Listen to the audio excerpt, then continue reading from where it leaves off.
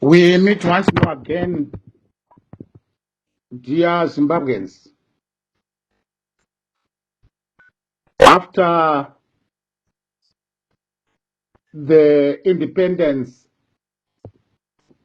celebrations that took place in our country, tinosongana zvakare vana veZimbabwe sesihlangane again abantu vana veZimbabwe. Nyaya yatoda kuti taure nhasi ndeyokuti kana muchiri kuyeuka panguva yakanga yosvika nguva yemaconsultative processes enyaya yeamendment bill number 3,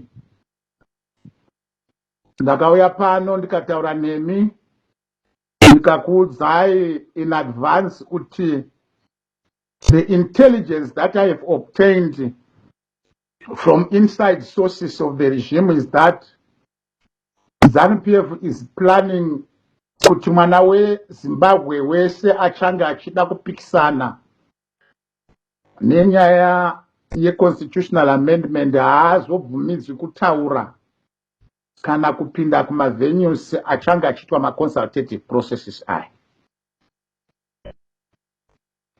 I-information lay ngaizuza kuvele abantu evesibhakela lavana vangafuni izinto zisayenzekela elizwe lethu. Variko vazhinji vari mukati mesystem who are not happy with what is happening in our country. These people are always arming us beforehand kuti ngwarirai zvakati zvikati ndozvoda kuti zviitwe navanhu ava. Mumazuva mashomanana apfuura kune shoko rakasvika kwandiri zvikanzi Vasikala kana dai zvaibvira zivisai vana veZimbabwe urongwa huri kurongwa nehurumende yamadusura pamusoro pe-their conspiracy against the masses of our people nenyika yeZimbabwe.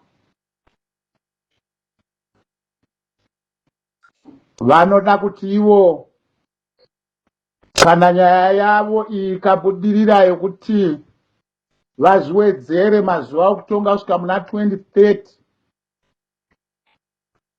vari kuda kuzosevenzesa parliament zvakare kuti igovhota muna 2030 machomomo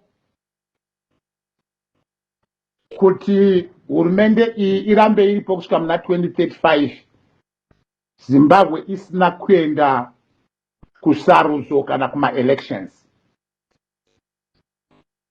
This plan is being hatched paanoti vapedza kuita zvenyaya yavo yeconstitution amendment bill number 3 yabudirira, vachatora vanhu vana 4 people from the triple C yachavangu kuvaita maminista, vagotora vashanu vavo vagovaita madeputy ministers kuvapinza muhurumende anenge vachiti haiwa imi taakukuriwa dhai nenyaya yekuti makasapota nyaya iyi muparamende, saka vana venyu vava kuita maminista, vashanu venyu vagova madeputy ministers. Others are going to be appointed vanzi vatatu kuita maambassador kunyika dzemuAfrica dzisina any value to the economic development of Zimbabwe. Saka izvi zvichaita kuti ivava vanhu vakapinda muparliament vachizvi ndeve triple C neve ZANU-PF vaite conspire against the masses of our people kuti Zimbabwe isachava nema-elections kusvika mugore ra2035, apo ticharamba tiri pasi pemahumbwe namatakanana iwawa atiri kuona muZimbabwe evanhu vari kuba, vari kutora Zimbabwe kunge backyard yavo, vachirya vachiguta ruzhinji rweZimbabwe tichinonge sosve nomuromo. Saka nzwisisai shoko iri kuti kana isisu vana veZimbabwe tikasangwara zvikuru kwazvo kuti tikaregera nyaya iyi ikaenderera mberi vakabudirira, nyaya ye2030 ikangonzi yabudirira chete, moziva kuti takaura savana veZimbabwe. Zvesarudzo kana kuti zvemaelections havachadi kana kuzvinzwa kana kuzviona. Vari kumboti yava nguva yedu yokuti tirye, asi nyika ichitambura kusvika pakagozharara kwadaro. Saka shoko rangu kwamuri muzuva ranhasi ndiri kuti vana veZimbabwe, ngwarirai kuti kana tikangoregera chete nyaya ye2030 ikabudirira, tichashupika nokushungurudzwa nokudzvanyirwa kusati kwakamboonekwa. Saka zviri kwauri wemwana weZimbabwe, kuti toregera here nyika yedu kuti ipinzwe mukati medictatorship yakadai isati yamboonekwa panyika, yokuti taakungotongwa navanhu vasina kusarudzwa, vasina kubva kuvanhu kusvika mugore ra35 ya2035. Tingabvumira zvakadaro kuti zviitike here? Nhai vana veZimbabwe, kone mhaka yeiko isu tisingakwanisiwo kuti timire savana veZimbabwe kuti nyika yedu tiigadzire tomene, timise nonsense dzese dziri kuitwa pamberi pedu idzi? For how long should we allow this nonsense to continue being perpetuated in our country?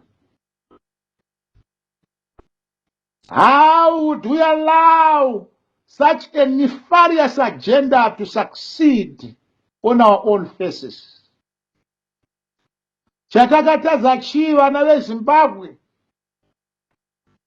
kusvitswa panorema kudai kuti zvirokwazvo vanhu ava vanoita conspire against us kuti vatisengedze joko rinorema kudai.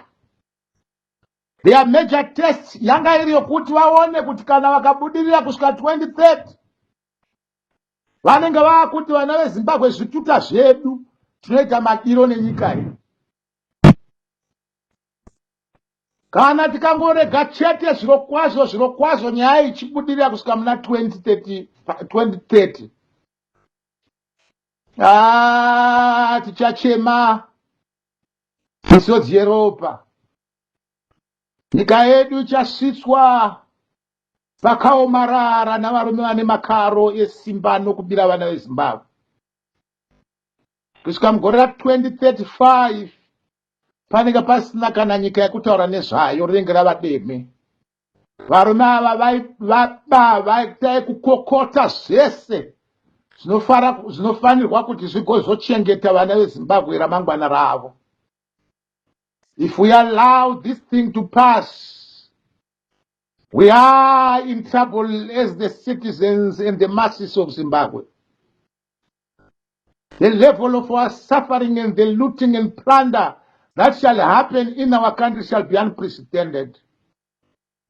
I appeal to you, all the citizens and the masses of our people,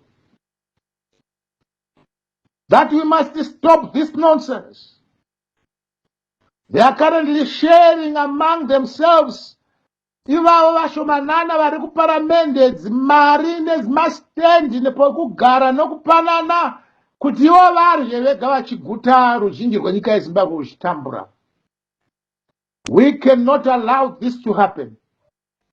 We must now mobilize ourselves and stand tall against 2030. If it passes, this verdict is going to be a heavy yoke for all of us. Ticharemedzwa kusvika pakagozharara zvikuru kwazvo vana veZimbabwe. Ndinodanidzira nenzwi remazvokwadi kuti vana veZimbabwe ndomwe yava vapinda vanhu ava kuti kana 2030 kabudirira bedzi vanenge vaona kuti vana vezimbabwe zvituta zvedu, vanenge vava kuti ivo saka ngatiwedzerai mamwe makore kusvika 25 tichidya tichiguta. Avo vamwe vakanga vanenge vachinyepera kuva maopposition muparamende vachapiwa maminista 4 sokuudza kwanda kuita namadeputy 5 namaambasadha 3 kutengese nyika kuti vana vezimbabwe tikotambura nokusingaperi. Ndinodanidzira kwamuri pazuva ranhasi, mwana wezimbabwe wese uri kunzwa dzwi rangu, dzamisisa fungwa nyika yedu yasvika pakuremedzwa. The conspiracy and the plot is evil against our people. Ngatisimudzei misoro vana vezimbabwe, kana taitwa zvituta kusvika pakadai. Aiwa, Jehovha Mwari ngatibatsire nokutinunura kubva muruoko rwakaipa kudai, vanoswera vachigara pasi kuita plot against us, kuti vatiremedze nenhamo nokutambura nokushungurudzwa kwakakura kukadai. Ndinoti kumazvita vana vezimbabwe namashoko andanga ndida kuti ndikuzivisei beforehand kuti there is an evil conspiracy coming our way if we are not going to be careful and allow 2030 to pass. I thank you.